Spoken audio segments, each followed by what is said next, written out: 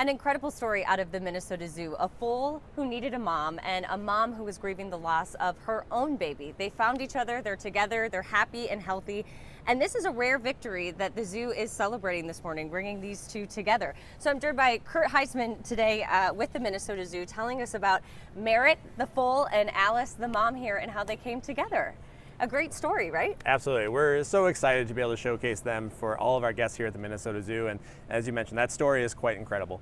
Merritt was born here at the Minnesota Zoo in the middle of May, and he had a couple challenges when he first started. He was having trouble walking, and through the close watch of our care staff, we were noticing that something just wasn't quite right with him. And so we had a partnership with the University of Minnesota, and they have a great equine hospital. And so we were able to take Merritt over to the University of Minnesota and get run some diagnostics. And it turned out that he had a bit of sepsis and really needed some critical and 24-hour crucial care for his survival.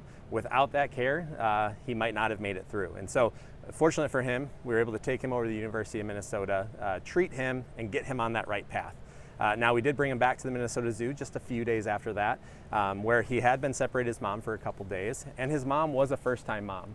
And so she had never gone through this whole process herself, and so this was all brand new for her.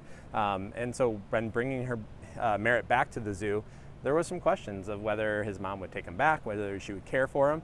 And so we were really optimistic about that outcome. Unfortunately, it didn't go exactly how we had hoped. She didn't take to him really well. She didn't have that motherly instinct that we had initially seen after those few days of separation. And so because of the critical care that he needed, he actually made a second trip back to the University of Minnesota. During that second stint, we had really kind of brainstorm what is next steps for Merritt. How do we provide the care that he needs to keep him thriving? And so fortunately, we were able to get connected with a private horse owner who had Alice, a pony of the Americas, who had just had a baby and had unfortunately lost it. She was still kind of in that postpartum mode where there was a potential option for her to be a surrogate to another horse.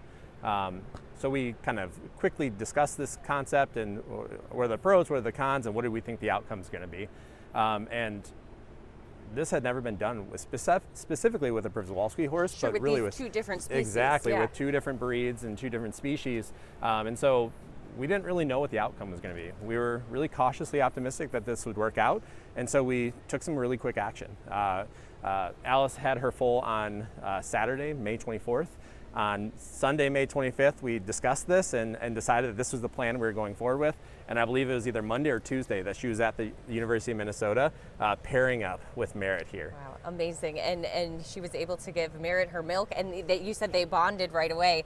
And you didn't know if this was going to work. It was give it a shot, and miraculously they've bonded together. Anytime you come up with a plan, you always want to know what that outcome is going to be before you start. And unfortunately, this was just not one of those circumstances. But we tried it. We put every effort we possibly could into making this a success.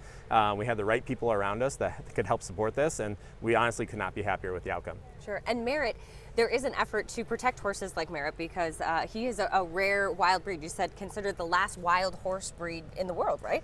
Przewalski horses were actually extinct in the wild in the 80s and 90s, and through reintroduction programs, similar to the programs that the Minnesota Zoo here participates in, they're actually animals back in and reintroduced in the wild, and there is now a wild population.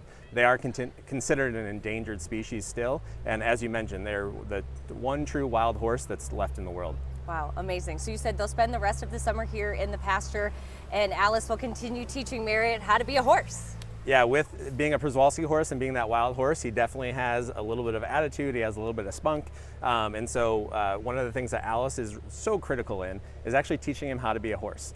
One of the options we had to put together is hand raising him. And not only as a wild horse, but any time an animal is hand raised, there's always that challenge that does he see people as part of his family, or does he see us as a little bit different and treat us a little bit differently, similar to how he would respect like another horse. And so Alice is actually helping to teach him horse manners, which is something that it would be really challenging for us to Sure. do. So.